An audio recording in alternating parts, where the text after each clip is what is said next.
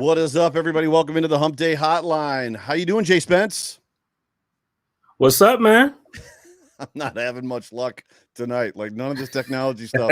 Like check this out. Like my webcam is just like spinning, going, I want to connect, but I can't connect. So I got all kinds of tech. My microphone doesn't want to work tonight. Can you hear me okay? Am I loud enough? Am I not loud enough? I can hear you. How about the people? You sound good. I can still hear the voice. How about those of you out in virtual land? Can you guys hear me all right? Yes, no? I don't know if anybody can let me jump over to YouTube here real quick. I was gonna say they'll let us know in a quick second. Yeah. So if you can't hear me, let me know. And if it all else fails, you might just get Jay Spence all on your own tonight. So they said they got you. They got you. Yeah. All right. Well, welcome into the Hump Day Hotline. Hump Day. Hump that like a 2-0 version of the Hump Day Hotline here on the Buffalo Fanatics multicast network. It's good to see your face, my man. Yes, sir. I missed you, man. You missed me? Oh, I missed you too. Yeah, I did. I missed you. This is so, dude. I'm so frazzled right now. I feel like you guys can see too much of my shirt. You can see too much in the background. Like I'm just totally, yeah. It's okay. And you know, I've had technical difficulties before. It's okay. And this camera's making me more red than the other camera was. So, which is probably the reason why you didn't want to use the camera. This is exactly why I didn't want to use this camera. So welcome in for all of you that are joining us. If you've never joined us before, welcome. This is an opportunity for us to put to bed the game that we just had. So we're going to put to bed. We're going to spend about the first half of the show putting to bed the Miami Dolphins game, of which the Buffalo Bills went in there and just kicked the door in and planted the Buffalo Bills flag, went 2-0. And then we're going to move on to the Rams. It's Rams week. It's a tough game. It's going to be exciting to see kind of how this game shapes out. But we got to pay some bills first. Now, I looked for the read again. I couldn't find it. I told you this week I would do it. So this week I'll do it. Is that all right? You want me to do it this week, or do you want to do it? Do you enjoy doing it, or? Oh, it's up to you. I mean, I could talk about my balls all day long, you know. So listen, Manscaped is the dopest product. And so like now, so the first time we did it, I was kind of like joking with you guys and just trying to be funny. But the reality is I've used this product now. I love this product. I love the ball toner. I love the deodorant. I'm telling you, this stuff works. They have like a reviver. It feels amazing. Your skin feels amazing after you use this product. You don't have that, like, yes, Travis, my balls. I can talk about my balls all day. Go to manscaped.com and use the code Fanatics, and you can get 20% off and free shipping on whatever you purchase. It doesn't matter what it is. So please go over to Manscaped. Take care. Like, you got to clean that up for your lady, man. I'm telling you, your ladies will appreciate it. You will appreciate it because your ladies will appreciate it. Go to manscaped.com, use the code Fanatics, and you can get 20% off and free shipping. By the way, you just said that you had to clean that up for your lady, man. No, for your lady. Well, some people got what I'm saying.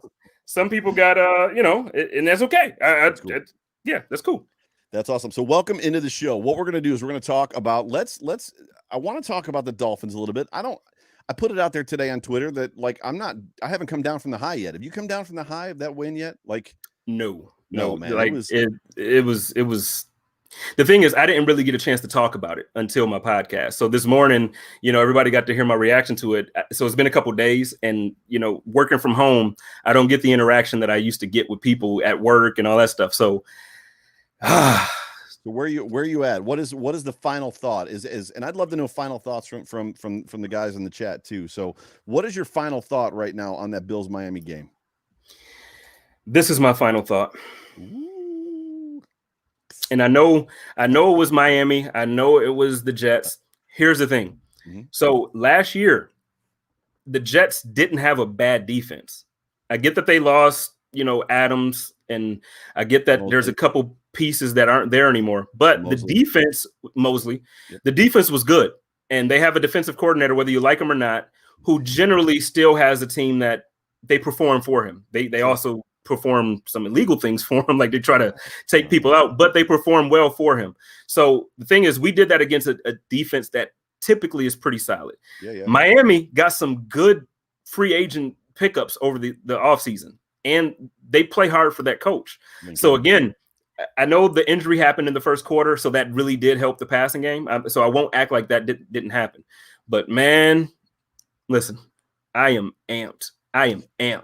There's a lot to be excited about. Like there is a ton to be excited about. You know, when you think about just the way that Josh Allen played, we saw, it was interesting to me because coming into this game, it was funny how fast the narrative changed. So the narrative went from the Miami Dolphins have the #1 pass defense in the NFL, primarily because Cam Newton could only throw 175 yards against them, and he had to commit basically to the run, and that's what he had to do, to Josh Allen coming in and putting up 400 plus on him and 4 touchdowns. And it was like, well, their defense kind of sucks. I mean, you only beat the Dolphins. So that to me was interesting, just how fast that narrative changed. And Quickly. meanwhile, yeah, and the narrative on Josh Allen is slowly beginning to turn. It was just interesting to me when you think of them now, obviously, what's his name? Is it Jones? Jones went out in the first quarter in the very first series. That is, and I talked about it on my show. That was a huge loss for the Dolphins. Now, the play that he went out on, coincidentally enough, it's worth saying, Diggs was open on. Like, it wasn't a situation where like he had Diggs blanketed. And I mean, Diggs had a step on him, and then he went down with, I think it was a groin, whatever it was he went down on. But Xavier Howard is legit. Like, they've got a great defense. Their defensive line is good. The MVP conversation came sooner than expected. I'll take it. Pierre Kingpin has been on that MVP train all summer long. Like, I'm here to there's receipts in the BF chat that Pierre has been all about it. And that's what we're talking about tonight. I mean, tonight is about the hype train and who's on board. Are you on board the hype train? And as we're recapping this Miami Dolphins game, I'm on the hype train, and I want to see watching the Bills put together what they put together from an offensive standpoint, meaning guys running free. It was man free all over that defensive backfield. And Josh looked like a completely different quarterback from last year when we saw him not erratic, but firing the football in. So there was a little bit more of a sense of urgency last season and the season before of like, that guy's open, get him the ball right now. Versus Sunday, it was very much, I got a guy over there, and I'm just going to put the ball where I want to put it. And he just basically was touch passing the ball all over the football field, which is a Josh Allen we have never seen. We've never seen that Josh Allen. So we've never seen a quarterback like that this decade. We just don't have that in Buffalo. So the excitement, I think is warranted. I'm happy that Bills fans are excited. It's a good week to be a Bills fan. Don't let the negativity from outside of Buffalo ruin your vibe, because the thing is, they're not going to admit it right away. It's just not going to happen. It's just not. We got a question here from a Trek reviewer, I guess. If Dawson Knox is out for an extended period of time, could you see the Bills moving Gabriel Davis to tight end, or do you see them trading for another tight end with Minnesota for Irv Smith or Root? Yeah. Well, first, I'll let you go, Joe. I'll let you. No, you're good. Take it. I don't ever see Gabe Davis being switched to a tight end position. He's a receiver. He's a wide receiver. He's not big enough. His body isn't built to be a tight end. I could see a trade. Well, I don't know if I would want Rudolph or Smith though. Like in the chat, everybody hit us up, let us know. I'm on the bandwagon that I think that Dawson Knox actually needs to be benched as it is and play Gilliam. Like, I'm a Gilliam fan. I said that early in the year, in the summer before he made the team, and I'm still on it now. I think Dawson Knox, he has all the talent in the world when he has the ball in his hands. Yeah. The problem is getting him the ball. He's not a running back, so we can't hand it off to him. Right. I was surprised today and yesterday when all the chat, like the Bills Mafia, was like going on and on about like going and getting Zach Ertz. And then I was surprised again when the Bills released Jason Kroom, which I think probably led to some of that chatter about Zach Ertz. For me, I'm with you. I don't see. Yeah, right. I don't. Andrew. Yeah, I don't see that happening. But yeah, give me OJ Howard. I don't see the Bills going and making a splash in free agency. I think there's an aspect of, we've got the splash in free agency at tight end in one Tyler Kroft. I was chatting with somebody on Twitter about this just the other, I think it was yesterday. I think the Bills are happy with Tyler Kroft. It doesn't mean that they're happy with the group completely, but I think they're happy with the money that they're paying Tyler. We haven't really seen from Tyler Kroft what he can give us. The Pullout King. What a great name. Well, I got 2 kids. I am definitely not the Pullout King. Let me finish my thought and then we'll get to that. Reggie Gilliam, to me, I think there's a reason that they made him kind of that halfback. I think that if they were really desperate, he probably would play tight end, but I think Sweeney's coming in and they're going to move, and obviously use Kroft. They're going to utilize Kroft as much. They're going to, they're gonna dance with the one they came with. I think at this point in time, I don't see them making a midseason trade. They didn't do it last year. It was evident last year that the Bills needed a number one wide receiver. That as good as the wide receiving core was, Josh needed somebody that was a true defined number one, and was widely debated by announcers, by media types, by all of us on Twitter. The Bills. There was rumors that they were kind of dabbling around, but they didn't really make a move. I just don't see them making a move this year. I think they're going to dance with the one they came with, and I think they want Knox to be something, and I think Knox can. He's just got to get it figured out. So give it what. Thank you for the super chat, Pullout King. Yeah, and he says he hopes Josh throws it down Ramsey's throat, and he's on the hype train. We better win. I have a bet with a coworker who's a Rams fan. What do you think about going after Ertz?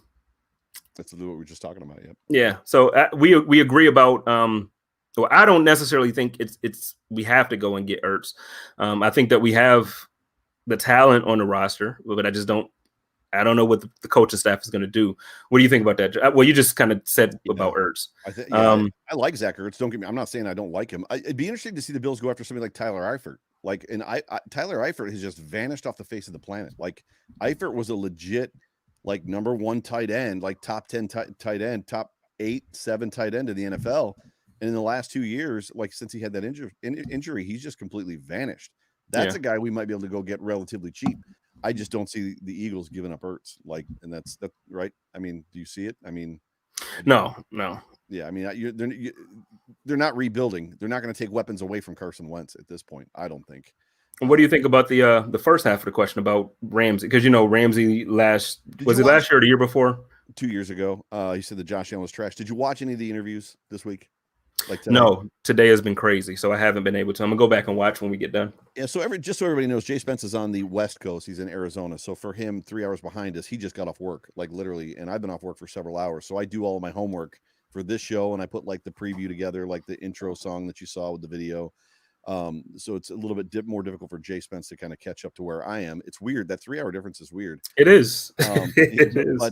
But everybody was congenial. A lot of the pressers asked. So they asked Diggs, they asked obviously Josh Allen, and everybody, Diggs gave that was 2 years ago, and it sounds like football talk to me. And then Allen was like, that was 2 years ago, and it just kind of is what it is. I don't know what to think. Is this a team that are these players? Are you talking about Josh Allen? Because clearly I think at this point in time, Josh Allen has, the guys in that locker room love him. They trust him. They want to play with him. Has he won Diggs over far enough that Diggs is you're my guy, and I got your back. So are they saying what they need to say, on the radio in an interview? And meanwhile, Sunday comes and they're going to not force the ball, but they're going to do what they can to exploit Ramsey. I can say this. Allen did go as far as to say we have to be careful of him. He's a great player. He's dominant. He's one of the best in the league. However, we're not going to shy away from him. So that was one of the things that Allen said. That was literally a direct quote from Allen. So it's going to be a great matchup. Diggs on Ramsey is going to be a great matchup this weekend. You think it's going to be a great matchup? I don't think Ramsey can hang with Diggs. I think the thing that benefits the Bills is that the Rams run a zone defense, and Allen plays really, really well. Traditionally has played very well against the zone defense. Diggs obviously plays well against the zone defense. Ramsey can play both zone and man, so he's strong. I think it's going to be a fun matchup to watch. I think they're going to put Ramsey on an island with Diggs, and they're going to fight all day long. That's what I think. Mm-hmm. And I think Allen's going to find. I don't know how many he's going to find him for.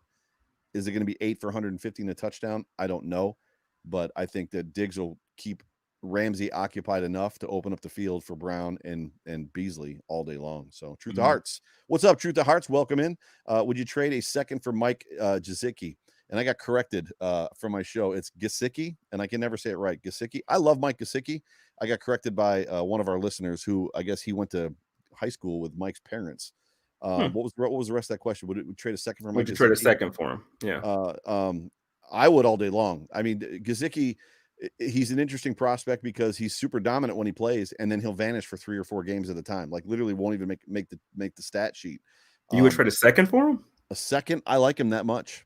Wow. Maybe less. Maybe if you're going to move somebody else to the Dolphins, somebody, I don't know. To me, he's worth it. He's worth a second. He's a dominant tight end in my opinion. What's up, Zach? Zach says Bill send 2021 first, 2021 third, and Tyler Croft for Ertz. I say no. No, that's too much. That's way too much. That's expensive. You're talking too rich for my blood there, Zach. I'm gonna Google. Take it real quick. I'm gonna see how long Ertz has been in the league. Hang on. Okay. So my man Chris here says, man, we are 2-0, and Josh is playing like an MVP, and you guys want to gut the team because the second-year tight end isn't playing well. Y'all need to relax. That is the real Chris Janke right there. That is Chris. Yeah, that's the real. That is Chris. Well, listen. Here's the thing. So I don't think, and maybe I'm just not looking at the comments properly. I don't think the comments are saying that we want to gut the team. I think the thing is, a lot of us have grown frustrated with our tight end position. Last year, it was clearly a area of weakness for us because of the drops coming from Dawson Knox and the injuries to Croft and everything else that you can kind of add and throw into that. So it's not necessarily that we want to gut the team, but you can see, like, when you look at the offense, I know we didn't quite perform the way that we obviously would have wanted to with the running back room, but we have two good running backs, and that's not going to happen every week. Okay. You look at the wide receivers, we hope what happened the last 2 weeks happens every week. That would be great. So then when you look at the tight ends, we haven't had a dominant game from the tight end room. When's the last game that you can remember where you're like, yo, the tight ends absolutely came out and dominated? I can't. It would have been Dawson Knox last year against the Dolphins. He scored a touchdown and had a dominant, decent game against the Dolphins. I think somebody in the chat just put relax, to quote Aaron Rodgers. And I think we need to relax. I don't think we're in a situation where Knox is needing to be benched at this point. I think we're in a position where let's just, we're 2-0, ladies and gentlemen. And we're in a situation with a season with no preseason where we're not sure who's real and not yet. Like, we don't know who's pretenders and who's for real. And we believe with continuity that this Bills team is for real. However, let's just take a deep breath. You know what I mean? Like, let's let Dawson get healthy and let's just kind of see what happens. The reality is, I would say this: if the Bills wanted to bench Dawson Knox, they could bring in Lee Smith, make him active, make him that third tackle that they love to do with him, and just throw the ball to Beasley, Brown, and Diggs all day long. James Soggs, man, thank you so much for the super chat. For those of you that don't know, if you want to get our attention, that's how you do it. We want you guys to drive the show. We want you to comment. We want you to be a part of the show if you're new to it. And the way that you do that, the way that you get our attention is to super chat. You can only super chat on YouTube, and that's what you're seeing in front of you. So James Soggs says Allen and Diggs are going to shred Ramsey and the Rams D. I am not cautiously optimistic. What am I? I am hopeful. I'm excited to see what this football team is going. I'm worried a little bit about Aaron Donald. Am I worried? Yes. Are you worried about Aaron Donald at all? No. You're not worried. So I'm worried a little bit just to see how this offensive line is going to handle him. This isn't the first time we played Aaron Donald. This isn't the first time we played Robert Woods as a Ram. This isn't the first time we played Goff. We played them 4 years ago and we beat them. I think we beat them soundly, if I'm not mistaken. McCoy had a day, right? Didn't LaShawn McCoy had a day? Yep. So I'm excited to see what Josh Allen is going to do against this team. And what's funny is I saw someplace on Twitter today, they were talking about the Rams being multiple and they can come at you in many different ways. Well, guess what? So can the Buffalo Bills. Yep. And not only can they come at you different ways offensively, they can literally come at you defensively in multiple ways. And our linebackers were in practice today. So it's not a guarantee that they're going to play Sunday, but it's a very good sign that we're going to have Matt and Tremaine back. And if we do, listen, if we have if we're at full strength on defense and we're at full strength on offense, I'm not worried about the Rams game. Yeah, for sure. And we're getting ahead. We still want to kind of live in that Dolphin space a little bit. Yeah, what's up with Joshua Arnold? Thank you so much for the super chat. Preseason is over. We're playing the big boys now. Dude, it's nice getting a couple warm-up games, is it not? How nice is that? Important for 4-week stretch coming up. Let's get it. And this is the stretch where we're going to find out who the real players are and who the pretenders are from an NFL team standpoint. Davion Price. What's up, Davion? You can read that one. My guy, he said the next 4 games will define our season, in his opinion. I would agree because, in that 4-game period, obviously we're ending up that 4-game. By the way, I will be in Buffalo for that 4th game that he's talking about there on October 14th when we go, or is it the 15th? The 15th, when we go up against the Kansas City Chiefs. We are going to be at Mcdermott's on Broadway. Yep, in Depew. We would love for you guys to come out. Here's the problem. It's a limit on the amount of people who can come. So we will find out everything that we can. And Joe and I will figure out a good creative way to to make sure everybody who wants to be there is there. But please, guys, if fans aren't allowed at the game, please come kick it with us and have some fun with us at Magruder's. But yeah, I agree with Davion. The next 4 games will absolutely define it. If we go 3-1 over the next 4 games, right, I would say we're legitimate Super Bowl contenders. I made some adjustments to my microphone. Tell me if that's any better. I don't know if I'm having issues with my I'm having issues with all of my technology. I'm having issues with my microphone. I'm having issues with my cameras tonight. But yes, to Jay Spence's point, we would love to see you at Magruder's. Did you tell them to limit the capacity? It's 50. We can only have 50 people there. We're going to probably have to figure out some way to not ticket. We can't ticket, but probably reserve seats or whatever. Man, you guys are on fire tonight with the super chats. Pull out King back again. I'm the king. 2 ex-wives, 0 kids. Dog is better than the wife. Oh, you know what? I'm with you, Pull Out King. My dog just left out the room, but I'm with you. Yeah, that's funny. That's funny. So yeah, but we would love to see you at Magruder's before that Chiefs game. And what's interesting and exciting is, and the wild card and all that is, are they going to be letting fans back in the stands by that point in time? Which if they do, as a season ticket holder, I don't know how that lottery is going to work, or if they're going to offer tickets to season ticket holders first. So we'll just kind of have to see what happened. But to talk, Tim, go ahead. You don't have to super chat. We're saying there's a ton of comments, so we'll put them up. But the thing is, if you want to absolutely get our attention and have your comment up and discuss it, you have a 100% chance to be in the discussion if you super chat. Super chat is a guaranteed read. What's up, Robbie? If you guys have not yet listened into Robbie on Let's Talk 716 Sports, I've been a host or a guest on his show. So is Jay Spence. Yeah, tune into Robbie. Robbie got a good thing going. He's a good dude. But he said he can hear you. So some people said they couldn't earlier, but then some people said they can't. So I'm sorry. I got some. I did some updating on some of my just software stuff as far as on some of my things, and for whatever reason, nothing is playing nice tonight. No, I think you sound good. So can I sound bad? I guess that's the question, right? So just don't manscape in my house, Jay Spence. Don't worry. I always manscape before I travel, so you have no worries there, Chris. One last thing about the Magruder thing. I don't know if you said this. We're also working on getting giveaways. So we're looking at we're trying to hit Rico and Bobby up and Pierre for some free t-shirts, some Fanatics t-shirts, along with some other stuff. So we want to do some giveaways while we're there. We want to hook you guys up. I've heard the rubber wristbands. I've heard a bunch of different things. And I might have a special guest for you guys. I haven't confirmed it yet, but something special might happen that night. He hasn't told me that yet either. I haven't. I actually just got a text. That's why I just said. Just now. I got the text right now. So, in case you don't know, Jay Spence is the get a guest king. So he gets all the good guests. So Miami. So getting back before we put Miami to bed, and we've got a couple more minutes to talk about Miami. What stuck out and what surprised you the most? Not Josh Allen in that football game. How dramatic of a difference it was without Matt Milano and Tremaine Edmonds. Like, I know that they're talented. I know, but when you look at the roster, you're like, okay, but we still we're talented across the board. Sure. Dude, without Matt and Tremaine, it was like our defense just didn't look like our defense. Yeah, you've heard me say it 100. We haven't really spent a whole lot of. We haven't had many games without Edmonds, so there hasn't really been in the last couple of years a true litmus test of what this defense is like without Tremaine. We've spent some time without Milano, and we've all said it that this defense is different without Milano in it.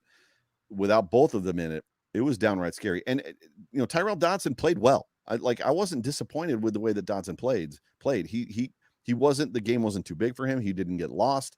He didn't get beat super bad. I think the hard part for me was just to watch the middle of that field between the hash marks get exposed over and over and over again. The most surprising thing for me for that game was to see Levi Wallace have the game that he had. And I know that Aaron Quinn was on your show this morning, and he said that, he didn't have as bad of a game as it looked like. I disagree. I do too.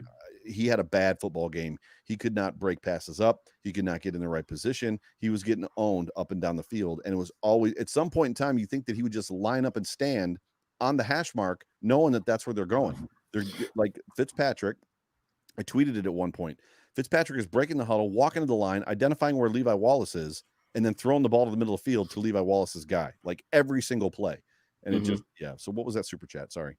Oh, no, you're good. Zach was saying that he's late, but is there any word on Tremaine and Milano? And that's kind of what we were just talking about. So they practiced today. There's no Here, let me take that down so you all can see the injury report. So they practiced today in a limited capacity. So it's good news because obviously they're able to really participate, but it's still not a for sure thing if they're going to be able to play Sunday. So we're hoping, we're crossing our fingers, but I think it's going to be good. I think will happen. Speaking of Levi Wallace was on the field today with Milano and was jumping up and down and pointing at Milano and basically saying he's back, thank God he's back. Edmonds was in a red non-contact jersey. He was practicing. He was just in a red non-contact jersey. You took that down, sorry.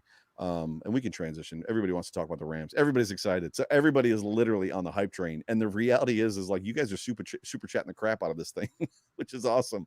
My brother, Andrew Miller, $4.99. Thank you so much for the super chat. The lack of play for Saran when Marlo and everyone were suffering. That was the most surprising thing for you for that game. I would agree. We went into that game and everybody was talking about Saran Neal being on Mike Gesicki. Like that's what they thought. Like the bigger defensive back, the nickel back that we would have would be the guy that would line up and kind of take that. And the reality is it felt like they put Levi Wallace on an island. Like they were like, nope, Levi's our guy, and we're gonna leave him alone. And like just over. At one point in time, I heard on the broadcast, 13 targets, 129 yards, all at Levi Wallace. And I don't think that this is a situation of, well, it sucks to be the guy on the other side of Trey White. I don't think that's it. I think it's literally he got beat all day long. So and people keep saying that, like people keep using that, like, well, if you're on the other side of Trey White, you're gonna get targeted a ton because people don't want to throw to Trey, and that's true. Yep. But here's the thing: if you have a cornerback on the other side who you don't have to be a shutdown corner, you don't have to be Trey times 2, no. But if you are a decent cover corner. Mm-hmm. They won't throw to your side either. And they're going to be forced to try to run, or they're going to be forced to try and throw to the tight ends. And then when you have Matt Milano in there, that's not going to work either. So the thing is, honestly, it's a liability. It's a huge liability, in my opinion, to have Levi Wallace on the field. But I like him. He's a good dude. I just need him to stop giving up so many plays. And I get, because that was one of the things that he mentioned, like the Bills play zone, talking about my guy Aaron from this morning on my podcast.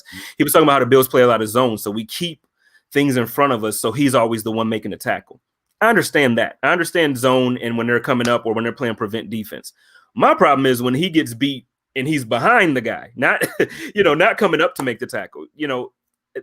There's a point when you're playing zone defense, and again, Aaron Quinn, and I'm going to admit it, is way smarter about football than I am. Greg Thompson, way smarter about football than I am. But there's a point when you're playing zone defense where you start to cover the zone that they're exploiting, and it was between the hash marks in the middle of the field. And as a Bills fan, if any of you remember Ryan Fitzpatrick as the quarterback of the Buffalo Bills, he loved it when he was a Buffalo Bill. He threw that tight end seam pass like it was nobody's business. He loved to throw the ball between the hash marks. Every week. I knew, I said it on my preview show. That's where the ball's going. The ball's going between the hash marks. And it was more upsetting when, like, the running backs, when Gaskin was ripping off 10-yard chunks straight up the middle between the hash marks. We had some issues up the middle of the football field on Sunday, big time. That was probably for me the most, eye-opening thing. So Brian Bowers, what's up, bro? We need to realize that is that Levi Wallace is just not good. And to your point, to that point, the Buffalo Bills have worked on finding a replacement for Levi Wallace. They went and they got Josh Norman, right? They've had guys coming in and out and shuffling in and out. There's been no preseason. So they've done everything that they can to basically like find a replacement, or at least somebody to put in front of Levi Wallace. And it just works out that Levi is getting the reps because everybody's hurt. So what's up, Pierre? What's up, boss man? The Kingpin. He said the game plan was simple. When Bills ran man coverage, they attacked Levi every time. Levi got exposed. And that's just what it is. And now I'm seeing a bunch of comments in here about Josh Norman. So this is kind of the transition I wanted to make going with this Levi conversation. So I know when we first signed Josh Norman, there was some negativity within Bills Mafia still, like, he was, I get it. He didn't play well the last couple of years in the system that he was in Washington. Mm-hmm. I don't need him to return to the form that he was in Carolina. Like, I don't need him to be that guy. What I need from him to be is better than Levi Wallace. And I think that he is. Yeah, McDermott was asked two questions about Norman back-to-back today. And the first one, he shrugged off and just said, I'm only going to worry about the guys that I got, and I don't have Josh Norman right now, so I'll worry about Josh Norman when I get him. And then the next question, I believe, was Joe Biscaglia, basically just pressed in and said, hey, we're just kind of more wondering, how's he coming along? And McDermott said he's coming along okay. We'll see. The next couple of weeks will be very telling, but he's coming along pretty well. But yes, to your point, I don't need Josh Norman to be the next coming of Tre'Davious White. I just need him to be better than Levi Wallace, right? Which I was surprised that they didn't throw Cam Lewis in there. Like I was surprised by, number like target number 10 that at some point they're like, okay, let's, as much as you're the guy that likes to bench the dude that fumbles once or twice every game, like you fumbled, you're on the bench. Like at some point in time, like at target 8, target 9, target 10, all in the same spot, you think at some point they're like, okay, I'm pulling you out and I'm going to put somebody else in there. What's up, Mobile Bills? Thanks for the chat. Yeah, thanks, man. Thanks for everybody. Thanks for participating tonight. You guys are on it. I can tell you guys are excited about the season. You're excited about the team. Yes. This is cool. But go ahead. 177 people in the chat on YouTube. I don't know how many are in Facebook. Probably 20 something or so. Hump that like, jump on that like button, and let us know that you're enjoying the show. So we got 67 likes on YouTube right now. So jump on that like. Hey, share this thing. And if you're on Twitter, I was going to say, and do us a favor. Yeah, go ahead and share that on Twitter. Share it on Facebook. Get your friends up in this thing. So Mobile Bills. And to think, I used to say we had 2 cornerback. Used to. The season's 2 weeks old. It's quick. Wait, come back. Who was that? There's so many comments. I'm sorry, it's jumping. Yeah, they're fine. Whoever that was, come back and tell me, do you mean Levi Wallace was a CB1 or are you talking about Norman? Yeah, Mobile Bills. Are you talking about you're not talking about you can't be talking about Wallace. So I'm guessing you're talking about Norman. So just yes or no, Norman. So, and we just haven't seen Norman play yet. So go back to the other one that you were looking at. And now I probably can't. It's okay. Whoever that was that I just had up, I'm sorry. Can you like repost it so I can bring it back up again? I'm sorry. Oh no, I found you, Anthony. I got you. What's up, people? He said defense is going to come out on fire and the offense is going to soar. We are going to beat LA 45-3.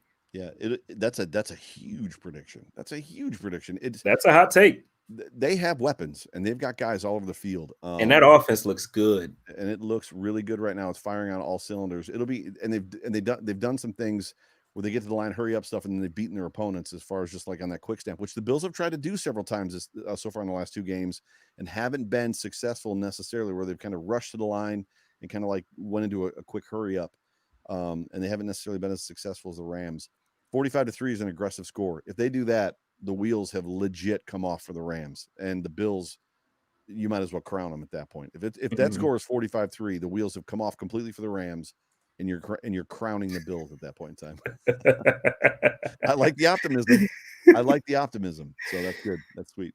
So well, my man, or I'm sorry for even saying my man. I don't know if this is my man or my homegirl, but War Code Red 01 says, I mean, it would be nice for us to get everything firing at the same time. You're right. This morning on my podcast, one of the things that I mentioned was that I don't remember the last time that I've seen a team have like a top 10 or a top 5 in both, right, like offense and defense. Could you imagine if our defense literally just repeated their performance from last year and then our offense looks like they looked in the first 2 weeks? Yeah, generally that football team is called the New England Patriots when that happens, right? I mean, it's generally who it is.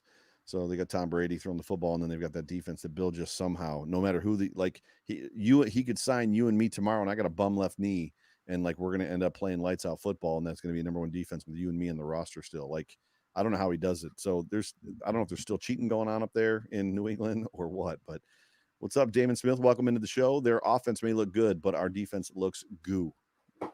It looks good. I know what you're saying there, brother. I would agree. Well, it looks good. I don't know. And Edmonds. I was going to say, yeah, because Sunday it didn't look good. So Sunday we needed Josh to win. We got 206 people, 270 people up in this thing. And you guys are super active, probably more active than you were last week when there was like 350 people.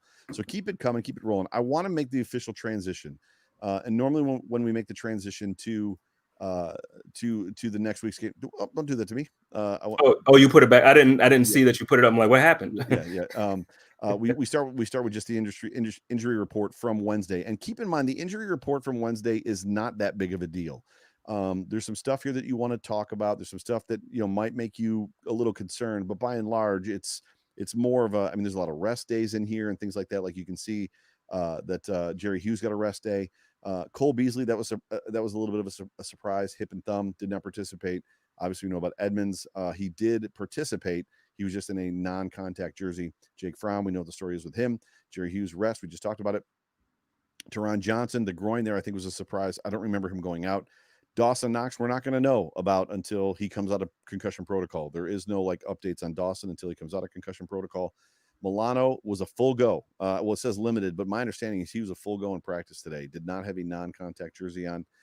Zach Moss, that's a surprise. Did not participate. Ed Oliver was a surprise. Obviously, that's when he reached out and tried to trip the running back running by him, which you should not do, Ed. That's a penalty, and I'm just glad you did not get caught. Delshon Phillips. It was funny to me how many people were freaking out about Delshon Phillips, somebody that nobody had heard of a month ago, not being able to play in this football game, or getting hurt, rather. And then Tre'Davious White, shoulder limited. That was a surprise. However, it's nothing necessarily at this point to really be worried about yet. Wait till Friday. The guys that aren't practicing on Friday probably aren't playing on Sunday. Or if they're limited on Friday, they're probably not playing on Sunday. So, yeah. What's up, Richard Rush? My man Richard says, if we beat the Rams, it'll be because they came to the East Coast. I don't like that way of thinking. I think if we... This is a huge point. So, but Richard Rush is on a... So, this is a huge point. Just on a generalization, when you look statistically, this is so funny too. Statistically speaking, when West Coast teams travel all the way to the East Coast, I don't remember what the win-loss record is, but it's like overwhelmingly losses, except for when they used to play the Bills. For whatever reason, West Coast teams, and we know why, because the Bills were awful, when West Coast teams would come to Buffalo, the Chargers, when I can't remember the last time they were here, teams would come to Buffalo, they'd beat them. But by and large, teams lose when they go from the West Coast to the East Coast, play 1 o'clock games. Here's the thing. The Rams did it this past weekend. So they went to the East Coast and they won. Doing that 2 times in a row, I think is a huge opportunity for the Bills. It's a huge leg up for us because they have to do it twice, and they're both 1 o'clock games. Like, it's literally chucking straight out of their rhythm. Are you sure they went back to LA? They're not legally allowed to stay on the East Coast because of COVID. Okay. So you're talking here's the thing. You're talking about 8,000 miles traveled. Okay. Inside of a week and a half. No, here's the thing though. Miles. I'm going to agree to disagree because I think first, like Pierre just said there, he's 5-0 in his career as a coach on the East Coast. But secondly, till this weekend. Yeah, till this weekend, because we're going to win. But secondly, the point that I'm making is 45-3. I think when you give that excuse, I think it's one of those things where it takes away from the talent or what the Bills do. I think the Bills are a better team. And I think that we are going to beat them because we're a better team. It has nothing to do with their travel. It has nothing to, like, every team in the NFL has, and I get that this is not the ideal situation to travel to the East Coast twice week after week. I understand that. But if they're traveling the second time playing 4:15, it would be different for me. I'd be like, oh, this is just a toss up. But playing at 1 o'clock twice, 2 weeks in a row, I mean, you're talking dead legs at that point. I hear you. And I mean, it's a good point. I'm just saying I don't want to take away from what my guys are. Our guys are a good team, and they're going to beat the brakes off of whoever comes into Buffalo or wherever they go. And I don't want to, I don't want to. Somebody probably could Google it and find the historical data on West Coast traveling to East Coast playing 1 o'clock games. So, what's up, James Hoggs? Welcome to the chat. $5. Appreciate that. If Moss doesn't play, Singletary will eat. I expect Moss to play. They were asking Singletary today in his press conference, about rhythm and only touching the ball a couple times. And he gave the standard line, like, I'm just here to do my job. And when they give me the football, it's my job to take advantage and execute. So we'll see. I mean, it kind of depends. We don't really have the horses to run up the middle as far as that goes into Aaron Donald. And, as Bruce Nolan said, we don't really have the speed either in Moss or Singletary to run out the outside. So, it's going to be interesting to see kind of how the Bills choose to use both those guys. What's up, Pierre? The Kingpin says he's watched both Rams games and he strongly feels that the game plan will be run heavy. Repeat of the Washington game plan from last year, 65-35 run. Rams run defense has been getting gashed so far. And this is the thing, even with Donald being in the middle of that line, their rush defense has not looked like you would think that it would look, having a superstar on their defensive line like that. So I didn't think last week that Josh was going to throw for what he threw for. I know the injury helped, him, yeah. But I think this week, I think it's going to be a run heavy attack. I think both running backs will probably get 15 touches. Yeah, it's Good Morning Football today. They were saying that Aaron Donald might very well be the best football player of all time. When his career is said and done, he might be considered the best football player of all time. I have a hard time putting. I think they shouldn't smoke before they go on air. I have a hard time putting him above Bruce Smith. I have a hard time putting him above LT. Or LT. Lawrence Taylor is like, yeah, for sure. And if anybody in this chat is too young to remember or to know who Lawrence Taylor was, please, when we get done with this, go on YouTube and look up Lawrence Taylor. Don't even pick highlights. Just pick a game that he's in. Yep. His game is a highlight. Every single week, his game was a highlight. Yeah, it's the same as true. I used to tell people to go look at Bruce Smith stuff too, like when they would try to, like when the arguments were going on about how good Bruce Smith really was after he'd gone to the Redskins. Yeah, and I used to tell people to go to YouTube, excuse me, and just like watch some of the highlight stuff and how fast his jump was. His twitch when he would get off the ball would be snapped. He'd be around the left tackle or around like whoever it was that was covering him before like they were even out of their stance. He was so fast. It was crazy. Tim Stuck, what's up? Thanks for the super chat. So Tim said that the 49ers stayed this week. And so they did stay on the East Coast as opposed to going back, but the Rams decided to go back. So that's what you're not allowed to. I'll look it up. I feel like it would be, and I know you're saying like you feel like you're not allowed to. I feel like for COVID reasons, COVID protocols. But I feel like for COVID protocols, you're actually exposing yourself more by traveling more. Maybe. But also, I agree. Thanks for the Tim. Thank you for the super chat. Thank you. But what? LT was coked out of his mind. Shouldn't really count. I'm not even gonna. So was Bruce Smith. It doesn't matter. Like, you could be on coke if you're killing the line. I don't care what he's doing. Was Jim Kelly at times. So was everybody back then. Everybody in the late 80s and early 90s. That's what they did. They snorted cocaine and played football. So. Dion was very good. In my opinion, he was top 3, top 5, top 3. I would say top 3 cornerback of all time.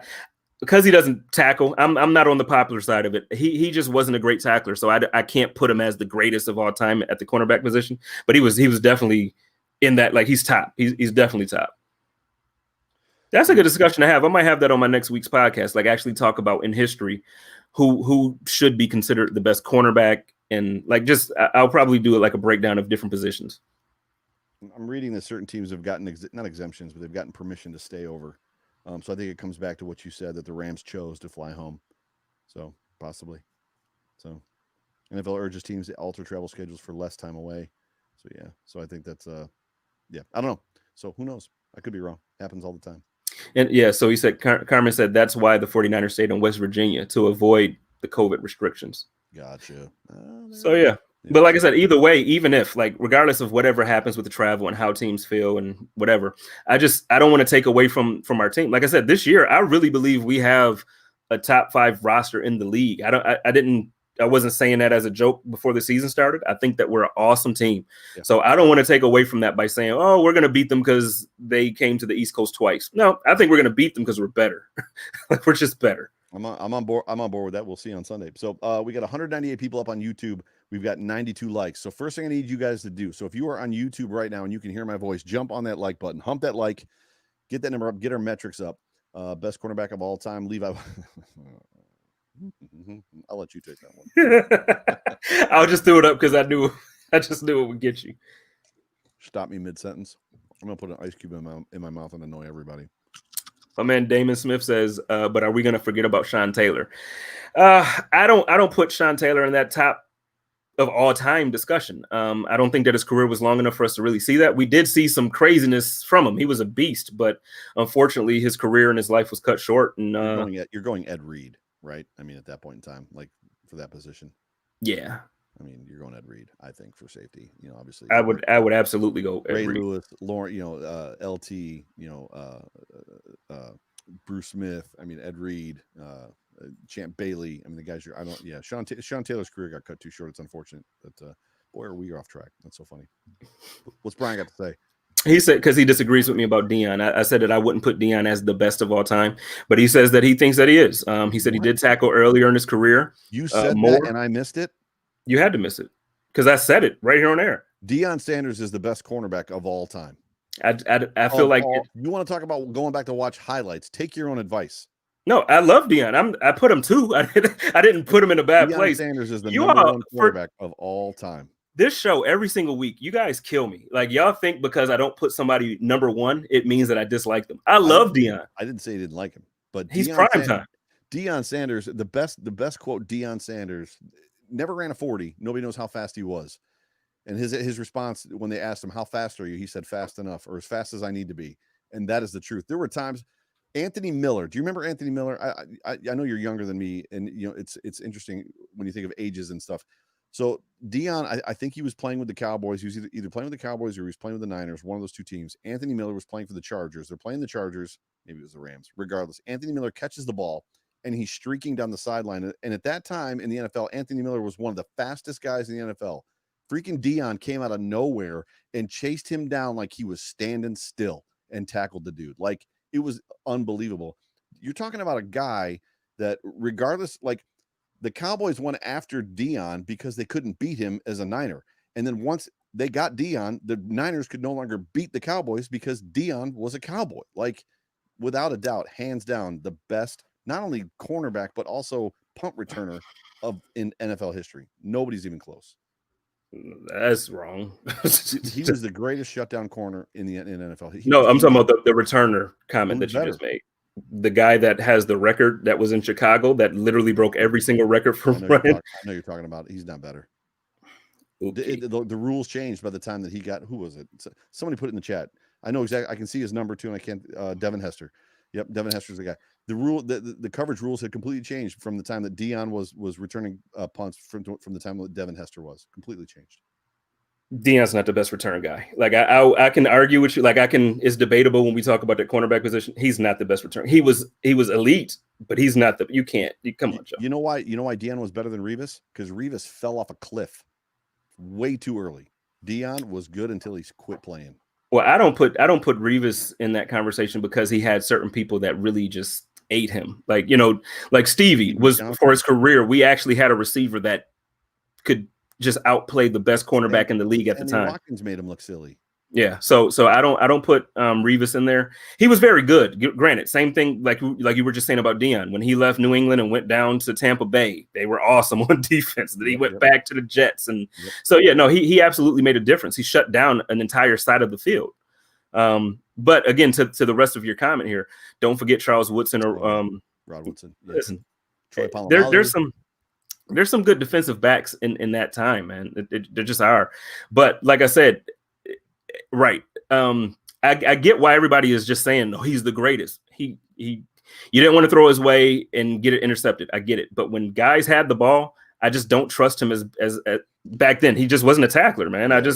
You can't be the best if you don't tackle. He didn't tackle. He didn't have to tackle much. We'll just leave it at that. So, I mean, generally speaking. So, he missed a ton of them. While you're doing it, I'm going to look that up. Let's go ahead. Let's do this. So we're talking about the Rams. Let's get back on topic because we've got a little bit more time with you guys. And I love to know what you guys are thinking. And to this point, I think the Jets game, we were all pretty much on point. And I think the Dolphins game surprised a lot of us outside of what happened over the middle of the football field. What matchups will have your guys' most attention? And I'm gonna click over the comments while you're doing that. What matchup in the Rams Bills game this weekend has most of your attention? Is what I'm wondering. And I think we got another super chat. Is this right? Tim Stook through. Appreciate the chat. This week will tell a lot. Rams run defense has been suspect. By the way, rest in peace, Gale Sayers, true gentleman. That is, yeah. We lost a good one, absolutely, and a huge piece of NFL history in Gale Sayers. I mean, there's speaking of guys to go back and watch. If you have the opportunity, even after this, to jump on YouTube and see some old highlights of a dude that was an amazing football player, and not only was he an amazing football player, he was an amazing man. That's a fact. I don't know why my throat's dry. It's driving me crazy. I just want to cough like crazy. So this is a good one. John Banks says Robert Woods versus Trey. Do you think Trey's taking Woods, or do you think he's sticking to his side? I think they're going to keep him on his side. I don't think that they are afraid of the receivers out there. So I don't think that there's any need to have him kind of follow Woods around or anything like that. This is a good point. McDermott versus Mcdade. That's a really good matchup.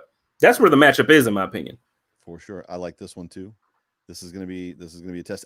You know what was surprising to me is the Bills took on the practice of rolling their defensive line with their guards on Sunday in Miami.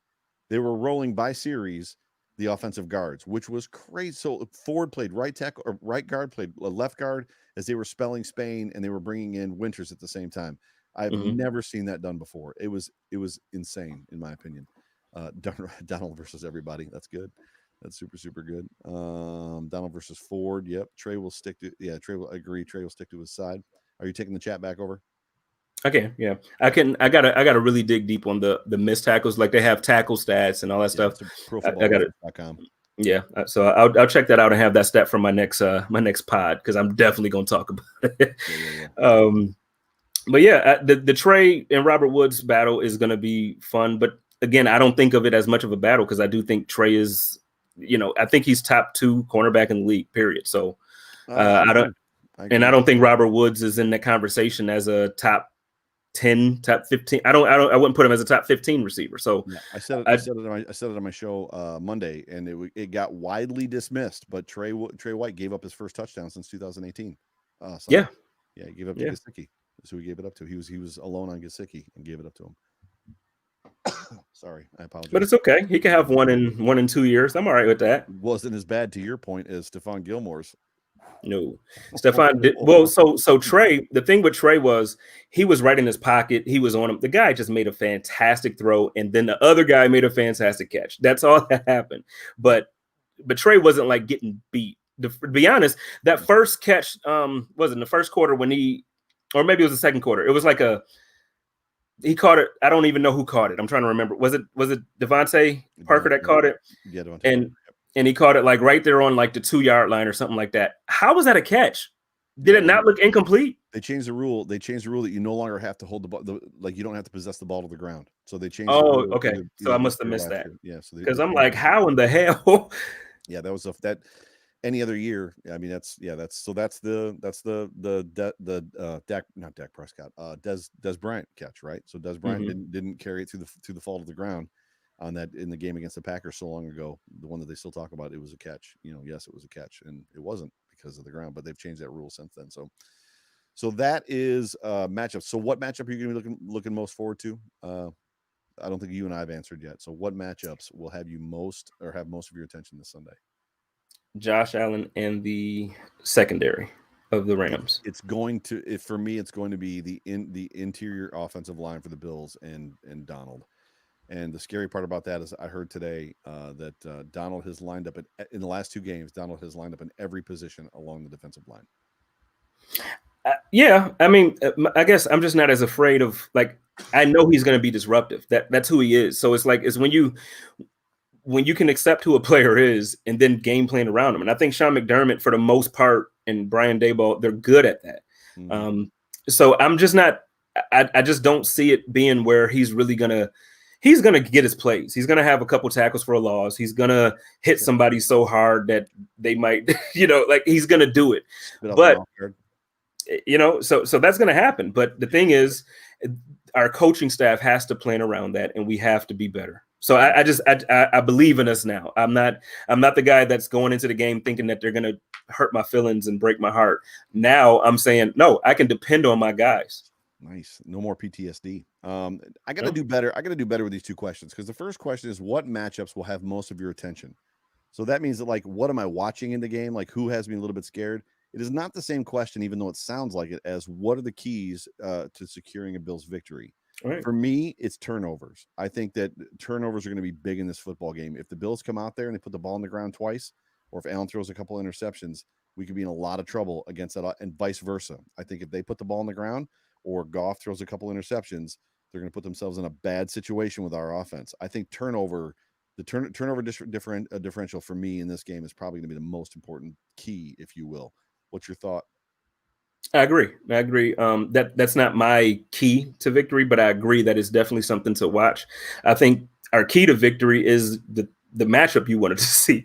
So I think the coaching staff against Donald, that's to me, that's the matchup, the key to victory. If the coaching staff is able to really game plan and really successfully, like the team has to perform. So if we do the things that they say, I just, I think that's the matchup 100%. Yeah. What do you guys think? Would love to know what you guys think. What is it? What are the keys to securing a Bills victory? So this is one of those things that, like, it's not necessarily a matchup. Hey, we have to contain Cooper Kupp. It's more about, our defensive backs against their wide receivers, or like I said, we're talking about turnover differentials or things of that nature, or, making sure their ground game doesn't get started, or our ground game, getting our ground game going, things like that. Davion Price, what's up, brother? But make no mistake about it, the Rams are just as worried about us. I would agree 100%. I think there's an aspect for I think everybody in the NFL is in the same position that we're at right now, probably including the Buffalo Bills, which is we all saw a different Josh Allen on Sunday that we've never seen before. And the Rams' buttholes are probably puckered a little bit more because they're the next ones that have to face him, because he looked way more comfortable and poised and in control of that offense than he has ever looked before. Agree? Yeah, I agree. He looks like, well, you heard it on the show this morning on my podcast.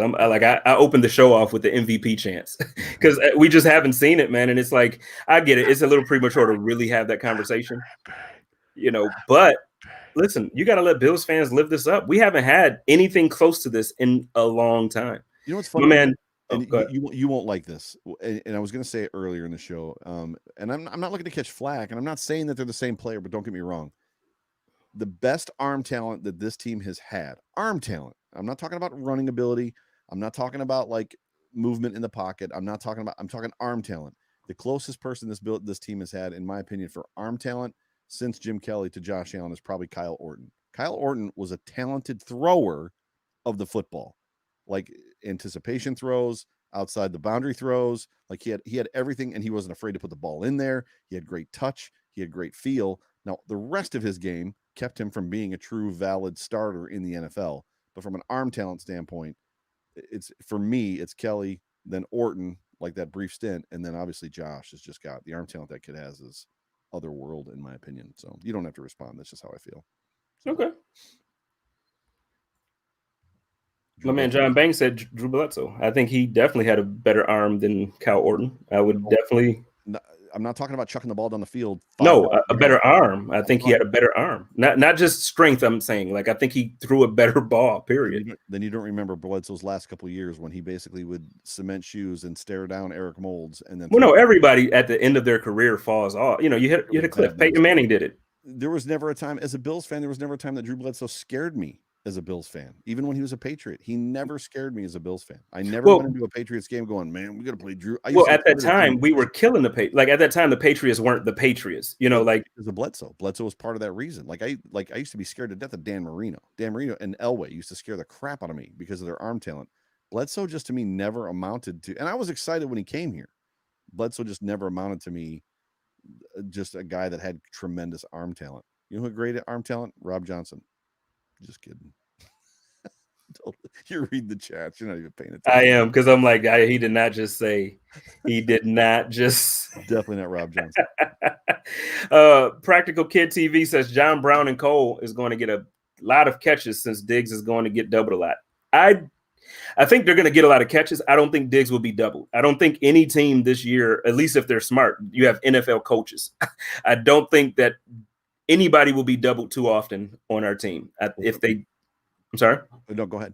Keep talking. Oh, because if they double Diggs, to your point, whoever just made that comment, to your point, Cole Beasley and John Brown and the running backs are going to have openings that they wouldn't necessarily have. Same thing can be said about putting a spy on Josh Allen. No, teams don't want Josh Allen to run on them, but if you're going to use a person to sit there and watch, he's going to tear you apart now. Well, Allen did get spied this weekend. That was part of the reason the wide receiver, and that's why he killed it. Yeah, that's why they're so wide open. Cole Beasley is finding more open ground than he's ever found before in his life. Like, he was definitely a benefactor this past weekend and has been so far this year. It'll be interesting to see how it's a pick your poison. We've been saying it all, like, since we started talking about the football games. It's legit. Defenses are going to have to pick their poison. They're going to have to decide who they want to beat them. And the hard part about that is whoever they choose to let beat them has the ability to beat them on this football team. My man Richard says Dan Marino was a bad dude. Can't tell you how much I hated that dude back in the day. I think everybody is with you. If you were a Bills fan, everybody hated that guy. But Jim Kelly had his number. I think nothing hurt my heart more as a kid than when I found out that Jim Kelly and Dan Marino were like best friends. I was like, what? Yeah, it just ruins your entire. No, we hhate that guy. We hate Dan Marino. You can't be friends with him. No. Thank you, Zach, and thank you, Zach. I appreciate you. I didn't even go into that with him because it just is. It's not worth it to debate with Joe about Kyle Orton. I'm not. you're talking about a guy that played on a freaking football team, a bunch of horrible football teams, the Denver Broncos. I mean, he played on the Buffalo Bills. I mean, yeah, he had some great passes to Sammy Watkins, but he elevated the play of that Denver Broncos team, if you remember, because whenever they put anybody else in with him, he took the play. I can't remember who he took. Was it Kyle Orton's trash, man? I'm sorry, he's trash. Here we go. Anyway, my man John Banks. The key to winning will be the same this game. Did that bug you, Joe? Here we go. John Banks says the key to winning will be the same this game as all season long. Stop coming out flat in the third quarter. If there's a game, I'll let you go first. If there's a game that's going to bite us in the third quarter, it's this one. If you go flat in the third quarter in this game, they're going to have 21 points on you. But here's the thing. I don't think this Sunday, I can only speak for this. I'm not talking about week one. Mm-hmm. This Sunday, I don't think that they didn't come out aggressive. I think that Miami made some adjustments, but they were still making the same play calls. The execution changed. So what I'm saying is we give Daboll a lot of flack about the third quarter, and we should. But this past Sunday, if it's going to be a sign towards the rest of the season, he actually came out and called a very good third quarter, but our players they just didn't show up for him in the third quarter. Now, fourth quarter, Josh, it's Josh time. Yeah, so, but no, the third quarter, I can't put that on Daboll at all. He called a very good third quarter. The same thing happened in the Jets game. So he called a good third quarter in the Jets game too. I mean, obviously the game plan and the adjustments they made changed a little bit, but the reality is at some point in time, you have to put those lack of adjustments and lack of execution on the offensive coordinator, in my opinion. I mean, at some point in time, somebody's got to take blame for it outside of the players. Like, it can't be it is what it is. So you got a lot of Orton fans in here, so I'll give you some slack. Me, you make it sound like I'm like calling for Kyle Orton to be a Hall of Fame player. I'm just talking about his game was severely lacking in 9 other places, but his arm talent was great. Well, and that's the part that I'm saying I disagree with. Like, I'm not talking about him as an entire quarterback. I don't think he had great arm talent. I think that when he just walked out of the Bills locker room and never came back, I was like, I was so happy he did. Use this and go get an autograph Orton. Because that's all it's worth. Actually, the jersey probably is worth more without the autograph on it, man. That's not true. Like, Tyrod Taylor jerseys are $5 in Buffalo. Like, you name it, they're all $5 in Buffalo right now. You probably have to get paid to take a Peterman jersey, but yeah. Anyways, we can move on from Orton. So. We heard Joe's feelings, guys. I'm sorry, Joe. First time you heard Kyle Orton's name, it was because he came in to spell somebody in Denver. I don't remember who it was, and the dude was like the 45-point machine. There was like 6 games in a row he scored 45 points, fantasy points as a quarterback. Like, the dude could play football. Like, he could. No, here's a hot take, and then we really can't move on from. I don't want to like really just be on this, but to be honest, I think the reason why EJ didn't really perform well is because the coaching staff gave up on him. They didn't believe him and they didn't invest in him. I, honest to God, think if EJ would have had that support and if he would have, I'm not saying he would be what Josh is. No, I think Josh is a far better talent. Like, he just has intangibles that. See you, Ryan. Ryan Thiel signing off. See you, bro. All right, Ryan. Peace, man. Thanks for kicking it with us. But I don't think EJ would have been as horrible as his career played out to be if the team had really believed in him and invested in him. Could you imagine if he had Mcdermott as a coach? Oh, it's total. I mean, you're talking about the Sam Darnold situation. I mean, you're talking about David. Yep. Was David Carr really the train wreck that he was, or was it because he was drafted to an expansion team that was horrible? I was at the Browns-Bills game on Thursday Night Football in Cleveland when Hoyer got hurt. When Kiko hurt him, well, he Supermaned over him, and Hoyer his knee went sideways. EJ Manuel looked like a franchise quarterback in that football game up until the point where he got hurt. Like, he looked like there was many games where EJ looked like a franchise quarterback. I don't know why it went sideways for EJ. I think it's the coach. What's that? It was the coach. He's a horrible coach. It's that, or sometimes certain players get figured out, like the NFL, the defenses, the coordinators find what a player can't overcome or can't beat. And then the quarterback doesn't progress or doesn't take the next step. I don't know what the answer is. Well, the reason why I'm saying it was the coach is because every quarterback he's had other than Kyle Orton has not performed well. Like, I know he has like a guy that's serviceable down there in Jacksonville now, but he's not like the guy. You don't look at any quarterback that he's coached and be like, yo, that guy is going to do it. You just don't. Yeah. So, Jeff, thanks for the comment. Thoughts on Chargers? Have you heard this story yet? I have. I actually got a few text messages about this one today while I was working.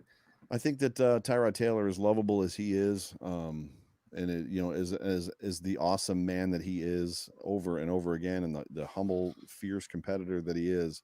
I've never seen a guy just have bad luck the way that he has bad luck with stuff like this. So he always gets hurt at the wrong time, for the wrong reason. The good news that I've heard coming out of LA right now, as far as the Chargers go, is he is at the stadium, and he is, or whatever, the practice facility, and he's working with the new kid, Herbert, how you pronounce his last name, trying to make him better, trying to get him ready for this weekend. So he's doing what he needs to do, which is good.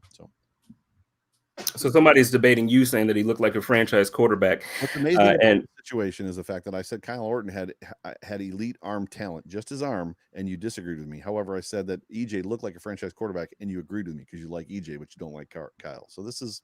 No, it has nothing to do with me liking Kyle or not. I don't dislike Kyle. I don't think he was a good quarterback. There was a reason why he was available to come to the Bills last minute like that. Uncle Rico. You say that, but Rich Gannon was available too, and he won a Super Bowl. Same thing with Kurt Warner. Kurt Warner was available, and he won a Super Bowl. The team that they had. Okay, we can move on from Orton, but EJ looked like a franchise quarterback on what planet? These guys aren't true Bills fans. First of all, Joe and myself are very true Bills fans. Like, Joe has been a season ticket holder for over 20 years. Even when he was in Ohio, I am through and through a Buffalo Bills fan.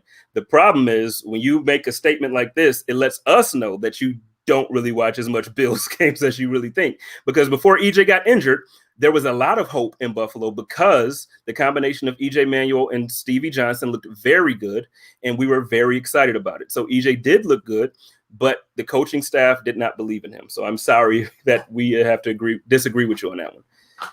I guess we're still talking about Orton. I can touch that one. Andrew Miller, what's up? Thanks for the super chat. Orton got benched for Rex, and then they went to the Super Bowl debate over. That's fair. I don't dislike Orton. I really don't. I know you think I do. I don't dislike Orton. I hated the way that they did EJ. Being a quarterback is more. I mean, there's things that Orton did. There is not a quarterback since Jim Kelly that threw with anticipation. Maybe Flutie, the way that Kyle Orton did. Kyle Orton threw guys open, and the best quarterback. Well, I guess it's debatable too. I don't want to go there because Watkins did have a couple good years or some good times with Tyrod, but Watkins looked like a legit NFL receiver. I think, in my opinion, with Orton more so than even Tyrod. Tyrod just threw him deep balls all the time. Like they had that deep ball down. That connection was just money for them. But that's a different story for a different day. I'm not a true Bills fan, so I actually don't know. Yeah, I'm not a Bills fan either. I've actually never watched the Bills game. I've never seen one. Not ever. Oh, and apparently we're triggered. So you come on our show and tell us we're not fans. Thanks. I'm not triggered. I'm fine. So yeah, I'm more triggered about Jay Spence not agreeing with me about Orton. So yeah. I could tell that got you down. I'm sorry. How much was it just craving a good quarterback? What? Sure. What was probably Orton? I would agree with that. There was probably a great deal of, like, when you think of who he came off of. So you got a bunch of ugly girlfriends in there, and then this one, it looks a little bit better, and so in your mind, she's like super hot, right? So there's I would probably say that that's probably true. Like, Orton was the first competent quarterback we had in a long time. So in my opinion, so. That's fair to say, I guess. I think if you're going to really look at any type of going back, because even with EJ, like, I haven't liked a quarterback like I like Josh now since Flutie, personally. Really? I enjoyed Flutie on the team. Since then, the carousel of quarterbacks that we went through, I was never like extremely satisfied. And even though I pound the table for EJ, and I pound the table for the fact that Tyrod got us to the playoffs, and like, he was the quarterback to do it. But in reality, I haven't been like happy about a quarterback since my memories of the whole entire situation were literally Flutie versus Johnson, and everybody arguing Flutie versus Johnson. And I was downtown at Coca-Cola Field when Jim Rome was in town after we cut Flutie loose, and like Johnson came out on the stage, and they like hammed it up about the midget being gone and blah blah blah. And at the end of the day, Flutie was clearly the better quarterback, but like neither one of them were necessarily true NFL serviceable quarterbacks. And you've got Losman versus Holcomb and Edwards, and like those gigantic fights. All my memory is just years and years and years of just quarterback controversies and who is better, and everybody in Bills Mafia fighting over which guy they like better and why, and blah blah blah. And at the end of the day, all of them sucked, right? I mean, yep. The reality is they were all garbage, like including Orton. Orton was not a great quarterback. I just felt he had great arm talent, which is what I'm trying to get at, but that's okay. Sorry, everybody. Welcome into the Hump Day Hotline, where we talk about Kyle Orton all day long. So My name is Joe Miller. You can find me on Twitter at Joe Miller Wired. I would love to follow you. I say this all the time on my podcast, the Overreaction Podcast. If you follow me, I will follow you back, and I will not unfollow you unless you tweet porn. So if you tweet porn, I'll unfollow you. But otherwise, I'll follow you. You can talk about whatever you want to talk about. We'll have some fun. My man sitting next to me is Jay Spence over there. He is King. Jay Spence the King. He is the host of the Code of Conduct podcast, which dropped this morning. Very, very good show today. His guest was Aaron Quinn. You can find him on Twitter at Jay Spence the King. Thank you guys for joining us tonight. We're now rolling into, we're gonna put Orton to bed. So we're talking about Bills versus Rams, this football game, and you're going through the chats, which is good. So actually, I was on Google really quickly because I saw a comment in here and I wanted to verify that it wasn't true before I put it up, and it's not true, so I'm not going to put it up. Gotcha. This is a sticky point, and I want this from the fans. So I want this from those of you that are in the chat right now. Like, literally speak up. Josh Allen's stat line prediction, because we all had a stat line prediction last week, and we were all way off. Like, none of us predicted 400 yards, I don't think, right? I mean, I'm sure somebody did the whole 45-3, like somebody threw one out there, but there was no realistic prediction of 400 yards, 4 touchdowns, no interceptions, right? Like a near perfect passer rating. So I would love to see what people have got for Josh Allen. So throw some stuff in there. Chris Jenke, I just want to say I really enjoy listening to your podcast. Oh, thank you, Chris. I appreciate that, brother. So, nice, man. Yep, appreciate that. So what do you think? What do you got for Josh Allen's stat line prediction this weekend? Well, week 1, I was pretty close. Week 1. Week 2, Josh he almost doubled my prediction. So you hit the number 312 week 1, didn't you? I said 340. You hit 312, I think. Well, I said 315 and he was 312, and I said 2. So like I was really close, but this week I'm gonna go with because I agree with Pierre from earlier when he said that he thinks it's going to be a run heavy offense, but I still think Josh will be successful when he does throw. So I'm going to give him 275, 2 touchdowns passing, and he's not going to score on the ground this week. Gotcha. Let's do this. Before I give you mine, there's 2 super chats in the queue right now. So jump on the super chat. So that's the second one. There's one before that. John Banks, super chat. Thank you so much for the super chat. 19-26, 288. 2 touchdowns, 11 carries for 63 yards, and 1 touchdown, 0 turnovers. I like that stat line.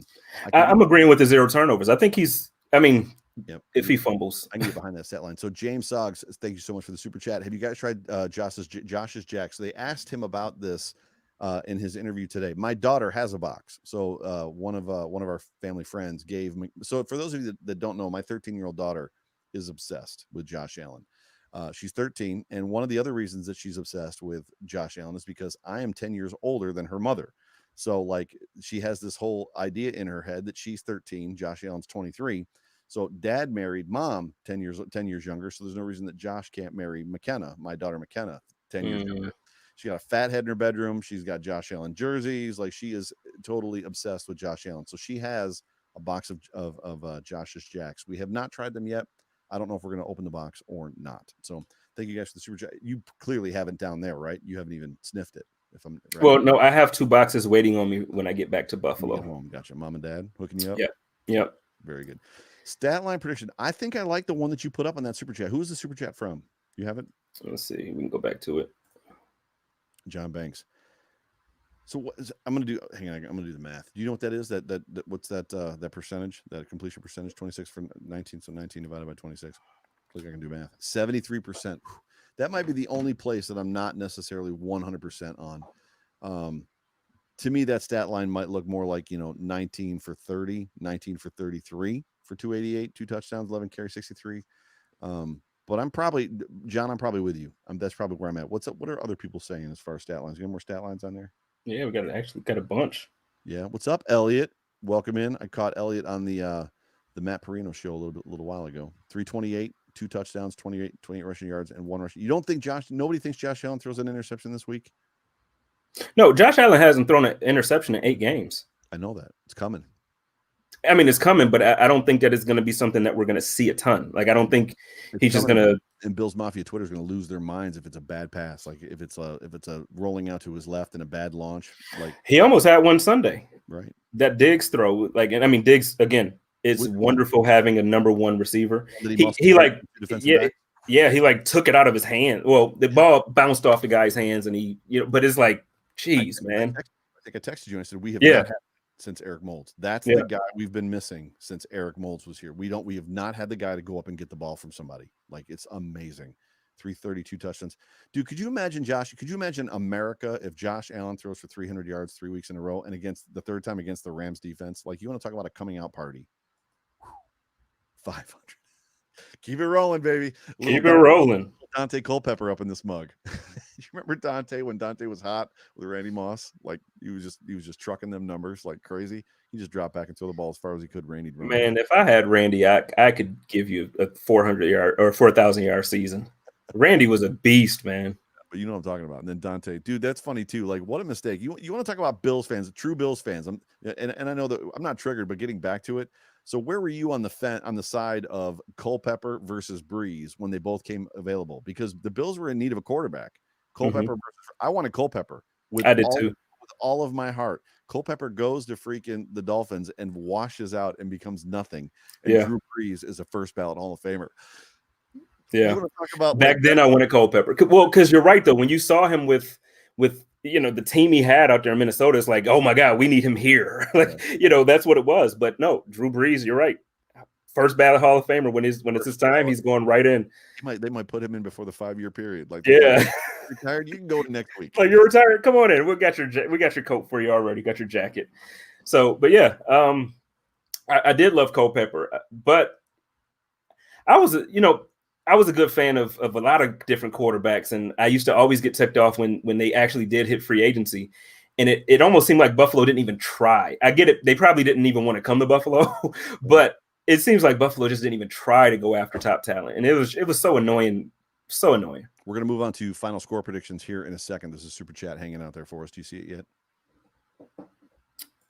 There's a lag. There it is. James Soggs. Thank you, James Soggs, for that super chat. Appreciate you, brother. Passing 26 of 37, 345, 3 touchdowns, rushing 5 rushes for 29 yards. Are we seeing a different? Are we going to see a Josh Allen that becomes a little more conservative in his rushes? Meaning he's got that weapon, very Steve Young-esque, where he's got it in his back, like in his bag, and he can pull it out whenever he wants to. But like, I'm enamored. I'm just going to say it again. I'm enamored with the Josh Allen that we saw Sunday. That was a different Josh Allen than we've ever seen before. I just don't know what to, in a good way, I don't know what to expect this weekend from Josh Allen. Like, I literally am like, I don't know what we're going to get. Like, aside from the stats. So like, of course I liked 417 yards and 4 touchdowns and no interceptions. But aside from the stats, I loved Sunday's Josh Allen more than I loved last Sunday's Josh Allen. Like, 2 rushing attempts. But the Jets are an ugly football team to play. The Jets don't play pretty football against. No. They make everybody play ugly football.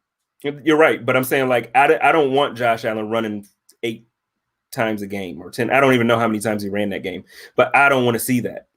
2 runs, like, and they were scrambled. They weren't called runs. Right. Give me that. I don't want Josh taking unnecessary hits. I don't want Josh fumbling. I don't want Josh playing hero ball while he's scrambling, trying to let's make that. We have the weapons now. Let's just, if Josh Allen never gets hit in the head again, it'll be too soon, right? It would be too soon. Like, he's been hitting for me. And then there was a play that I saw, and I think somebody even put it in our chat, if I'm not mistaken. There was even a play where it's like Josh, there was somebody who almost fell on him, and like probably would have ended the season. Oh yeah, I threw that up there. Somebody spotlighted it, and like literally it was it was Spain. Was like coming down this way, and like literally just before he got there, Josh like jumped back and pulled his leg. I don't know how he did it. Like, I don't want to see any more hits, like anything necessary. You're talking Joe Theismann, you're talking Alex Smith, broken leg. Like, his leg is going snap onto the ground if like Spain connects with his shin there. Like, his leg is snapped in half, and we're not seeing Josh Allen for 2 years. Like, literally 2 years. Crazy that he avoided that hit. You missed a super chat, by the way. Yeah, sure. I thought I had. Yeah, while we were talking, it rolled through. Oh, the Zach Moss one. Yep. Bonus. Zach Moss from John Banks. Moss goes for 100 for the first time. Dude, that would be something. Yeah. Wait. They both get 100 yards rushing? Well, we're owning Good Morning Football on Monday morning if that happens. Like, I don't think so though. I love Josh, and Josh Allen can't throw for 335 yards, and Zach and Moss and Motor both go for 100. That's not. But yeah, somebody else in the comments said, "Dude, that would be like 600 plus yards." Yeah, Elliot said it. I don't think that's happening. Yeah, I'm in. Like, yeah, let's do that. Like, I'm all Let's about do it. it. Let's You do know, I that. pound on the table for Zach Moss. He's my guy, but Me too. I don't think this is the game for his style of play. They have Donald, man. Like Moss, it's just not going to be that. I don't want to say that necessarily it's a situation where Moss has leave that up there. I don't know that Moss has gotten the same opportunities, and guys transition different, but he has not taken to the pro game as quickly as Singletary did. When Singletary got the ball when he was a rookie last year, he just started lighting it up right away. Moss, it seems like his progression time as far as getting his feet under him, and it's probably due to not having a preseason, but it's taken him a little bit longer. You think And that's what it is? Because I feel like Singletary isn't playing at a high level as a running back. I think that's what they're asking Singletary to do. They're asking Singletary to do different things than what they asked him to do last year. So they've got him staying in and blocking and doing some other stuff. So Gary Herman, thank you so much. And I love the Bernie Weekend at Bernie's avatar. That's sweet, dude. You think Dable will keep up the pass attack and pass attempts twice as many carries, including Allen carries in first 2 games? Dude, I'm on record of saying nobody was more surprised than me at the Jets game when that game literally was pass, Josh Allen run, pass, Josh Allen run, pass. Like, it was unbelievable. I think maybe we're living in a world where they're going to attack. I want to say the weaknesses of the team that they're playing. The problem is like this weekend, the weakness of the Dolphins defense was supposed to be the run, and they didn't do it. We all expected, hey, you hated seeing Josh Allen run versus the Jets. Well, guess what? Get ready. He's about to run the ball 15 times, and it didn't happen. So I don't know. I'll be honest with you. The key to football is keeping your opponent off balance. Is anybody more off balance than us right now? Do you have any idea what they're going to do this weekend? Because I don't. No, I mean, standpoint. And because there's legitimate reasons to have ideas that they're going to do some of anything. So, for instance, you could come out and say, you know what? No, the Bills are hot right now with the passing attack. Josh is going to come out and they're going to attack. They're going to try to expose everybody outside of Ramsey on the passing attack. You could say that, and it would make sense because Josh has been playing lights out.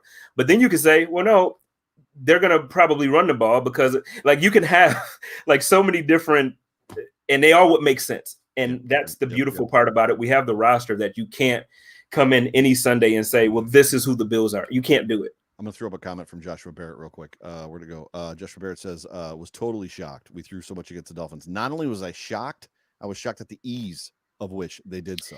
But I'm not. There was an injury in the first quarter. I don't think if Howard doesn't or Jones doesn't go down, I don't think that's how the game looks.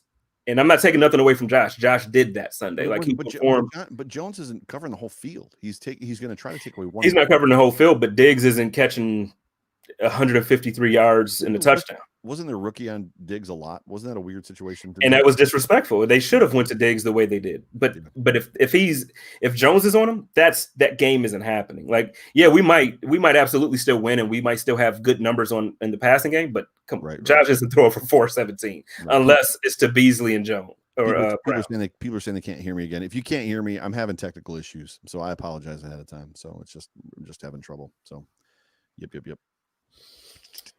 Let's see. Oh, yeah, this is a good point. Crossing routes versus man coverage. Josh Allen killed that. Listen, Miami could not stop the cross route at all. Right. No, yeah. They ran more crossers than I've ever seen. So they ran a ton of crossers for sure. For sure. I don't think that Tony. So he says Jones couldn't cover Diggs. He put his groin trying to cover him on the first play. I don't think he put his groin because he was trying to cover Diggs. I think the lack of the preseason and the way that these guys are playing, these soft tissue injuries and these muscle pulls and all this stuff, that's the factor. It's not necessarily because Diggs is. I'm sure he's covered Diggs at some point in his career at least once. Like, I'm not saying that he shut him down, but you know, it's tough without a preseason. It really is. He pulled his groin because he didn't manscape. Exactly. Manscape that stuff up, man. So let's get into some final score predictions. And I'm trying to talk a little bit louder in my microphone. I apologize, everybody. Like, I got into this thing and like about 30 minutes before we came on live, I found out I had all kinds of issues with my equipment. So I apologize. So final score. Some people hear you fine. Some people don't. More play action. They're running play action like crazy, like almost the most in the NFL right now. Well, I think the only way we really can do more is if the running backs actually start to pick it up. Like actually carry the ball? Yeah, like you have to run the ball in order for a play action to work, because then you're gonna bring the linebackers and the safeties up thinking that you're gonna run. That's when it works. I heard a stat that they're running either more than everybody else or almost the most in the NFL. Like they are running, they are play action the mug out of this thing. Can I take a quick pause just for one moment, because Eric said something. Listen, Manscaped, give them more money. It's not even about the money we make, but we would like to, because we haven't made, right. That's what I'm saying. We haven't gotten any money from Manscaped. But here's the thing. We would like for Manscaped to remain a sponsor and be an official sponsor of Buffalo Fanatics and of the Hump Day Hotline. Yeah. So in order to make that happen, I know I joke, and it was funny when we were talking about it earlier, but seriously, it's a great product. Go on there and even if you don't necessarily get everything at once, get something. I promise you will be very happy with manscaped.com, and use the code Fanatics. Final score predictions. What do you got?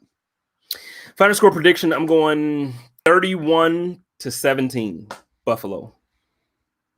I think it's going to be closer than that. I think it's going to be a nail biter. I'll be honest with you. Coming off of Sunday's game into Monday, thinking about this game, I was thinking about already what I was going to predict on this show, and I was going to predict the Bills to lose. And for some reason, I've got the Bills high. I'm on the hype train, like literally all aboard the hype train. I'm on the hype train. I do think it's going to be close. I don't think it's going to be a shootout. I think both defenses are going to show up. I'm probably going to go 21-17 Bills on top. So 3 touchdowns for the Bills, 17 points for the Rams. That's where I'm at. Davion Price 30-20, 23 Buffalo Bills. I like that score. 38-17 Bills. Yeah, bring it in. Like, let us hear it. Anybody picking the Bills to lose? Anybody I haven't seen one yet. Seen one yet. My thing is, so here's the thing. At the beginning of the season or early in the offseason, we had the Bills going 4-0. Mm-hmm. Yeah, we did. But that was based off of what the Rams did last year. They were awful last year. They couldn't put any same players, couldn't do anything, couldn't put it together. I think I'm still going 31-17, man. Yeah.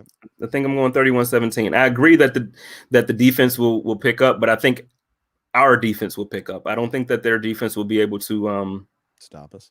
To stop everybody. So for instance, if Diggs and Brown don't have a great game, that slot and those running backs are there. So I just don't think that it's gonna be as low. It would be, you know what? I could go for a good game though. I just don't want it to like give me a heart attack. That's all. Like, so this I don't want 20-17 and it comes down to like the last drive where Josh has to throw a touchdown for us to win. I don't want that. Well, you're going to get it because that's what the Bills give us every freaking time. They give us heart attack games. Josh Allen did say today in his presser that they're not going to force anything. They specifically asked him about Diggs and his relationship with Diggs, and he said, "We're just going to go out there and take what the defense gives us."